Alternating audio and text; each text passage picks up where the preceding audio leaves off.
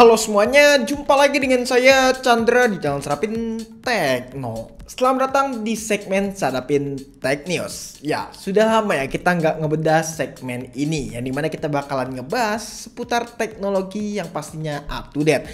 Terakhir kita ngebahas berita mengenai rumor Poco M5, MIUI 13 region Indonesia, Snapdragon 6 Gen 1 sampai dengan bocoran iPhone 14. Dan sekarang gue membawa beberapa berita yang cukup lumayan menarik nih. Dan gue sudah merangkum sekitaran 6 berita yang bakalan kita bahas dalam video kali ini. Dan beberapa berita ini masih ada kaitannya dengan pameran CES 2023. So, daripada kelamaan, langsung aja kita bahas berita yang pertama. Kabar pertama datang dari Samsung nih. Samsung secara resmi mengumumkan lini smartphone terbaru mereka, yaitu Galaxy S23 Ultra yang akan menggunakan sensor kamera beresolusi 200 megapiksel dari Isocal. Ini adalah sensor pertama dari Samsung yang menggunakan fitur DSG dengan sensor image berukuran 1/3 inch serta bukaan piksel 0,6 mm.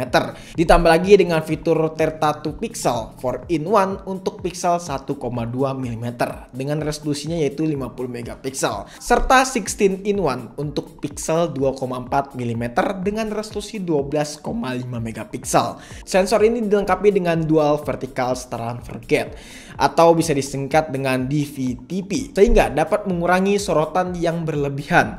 Samsung juga mengklaim dapat meningkatkan kapasitas penangkapan cahaya sebanyak 33%. Ada juga fitur yang namanya Super KDP yang dapat mengenali pola horizon dan juga vertikal sehingga dapat menghasilkan autofocus yang cepat dan juga akurat. Mungkin fitur ini sama seperti yang dikenalkan oleh Snapdragon pada event Snapdragon Summit 2022. Dengan berbagai fitur dan keunggulan, sensor ini memungkinkan Galaxy S23 Ultra dapat mengambil video dengan kualitas 4K SDR 60fps alias 60fps sama aja sih. Menurut info yang didapat dari GSM Arena, harga dari Galaxy S23 series untuk pasar Amerika Serikat akan sedikit sama dengan harga di seri sebelumnya yaitu S22 Ultra. Ya berarti kemungkinan kalau misalkan masuk ke Indonesia harganya juga bakalan sama-sama persis lah ya seperti seri sebelumnya. Ya kita tinggal tunggu aja lah tanggal mainnya yaitu di tanggal 1 Februari 2023. Ada kejutan apa dari Samsung? Mari kita lihat. Lanjut ke berita yang kedua. Kali ini datang dari Tekno yang memainkan perannya dengan meluncurkan smartphone konsep yang diberi nama Phantom Vision V. Berdasarkan informasi resmi dan beberapa liputan yang gua rangkum ya teman-teman, smartphone ini merupakan HP lipat atau foldable dengan memiliki ukuran hingga 10,1 inch. Memiliki finishing bezel yang tipis dan slim sehingga terlihat layarnya yang besar dan hampir tak terlihat batas layar pada bagian samping dan belakang dari Phantom Vision V ini. Pada bagian belakang memiliki konfigurasi triple kamera yang belum kita ketahui nih berapa megapiksel yang dipakai dan juga belum ada bocorannya.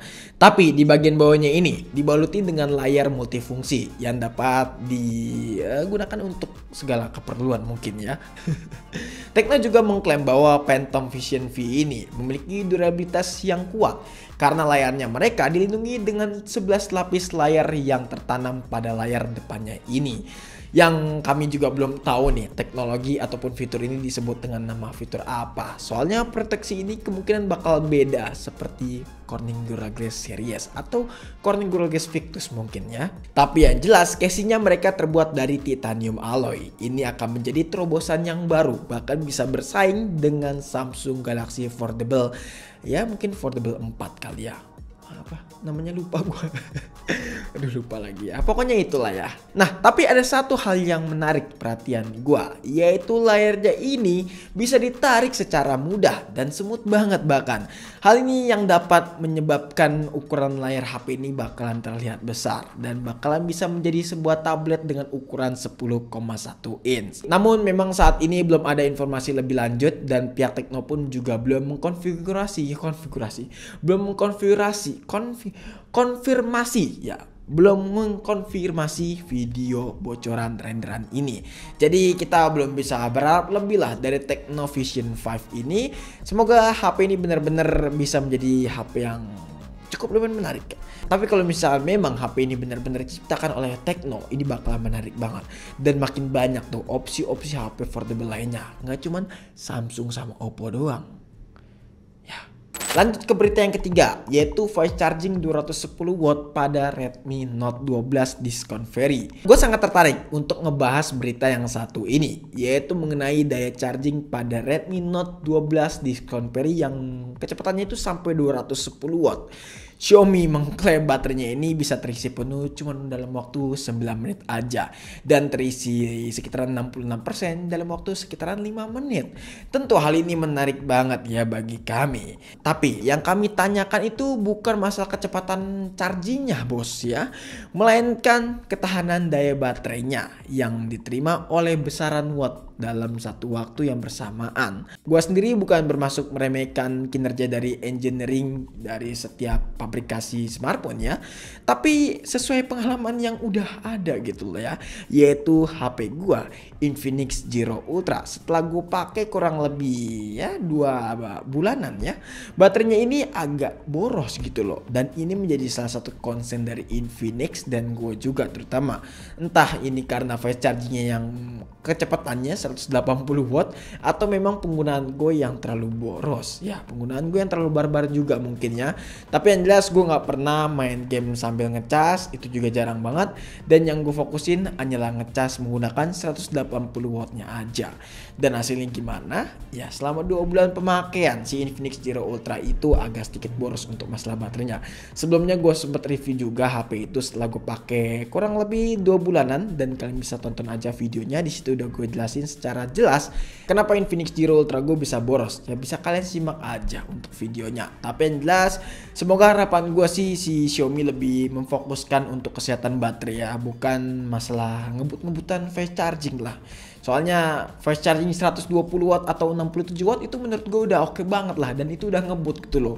Gimana yang 210 watt gitu loh, lu tinggal berak juga udah langsung penuh tuh baterai. Lanjut ke berita selanjutnya, datang dari Apple, the king of gadget nih ya. Apple secara resmi telah mendaftarkan hak paten layar lipat tahan retak pada Universitas Paten and Trademark, sehingga dapat memungkinkan bahwa Apple juga bakalan merilis Apple lipat ya mungkin, dan tapi Apple juga bakalan memfokus kepada anti retaknya ini ya. Fitur apa ini gue nggak tahu ya, tapi yang jelas kemungkinan bakalan menjadi Apple anti retak mungkin ya, layarnya nggak bakalan pecah gitu loh. Menurut beberapa informasi yang gue rangkum ya teman-teman, Apple akan merilis iPad ataupun iPhone foldable ya pada tahun 2025 mendatang. Memang masih lama, tapi gue yakin produk Apple itu nggak pernah ngecewain ya. Apple itu selalu meriset dan mendevelopment dengan sangat benar. Jadi gue rasa nggak ada masalah lah kalau misalkan memang harus menciptakan teknologi baru dengan waktu yang lama. Lanjut ke berita yang kelima, datang dari negara India. Tenang, kita nggak ngebahas masalah makanannya, tapi kita akan ngebahas yaitu OS-nya.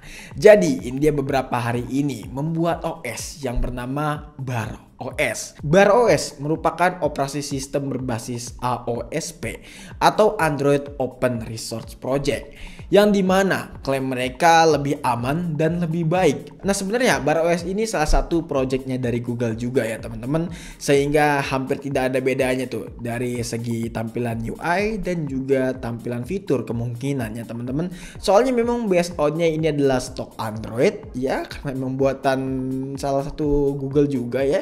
Jadi memang gak ada bedanya mungkin, dan fitur-fiturnya ataupun lain-lainnya juga mungkin sama gitu loh ya. Cuman bedanya ini udah di custom sama negara India aja gitu loh. Tapi yang jelas fitur utama yang dimiliki dari Bar OS yaitu adalah jaminan keamanan dan reliabilitas yang lebih tinggi gitu loh ya.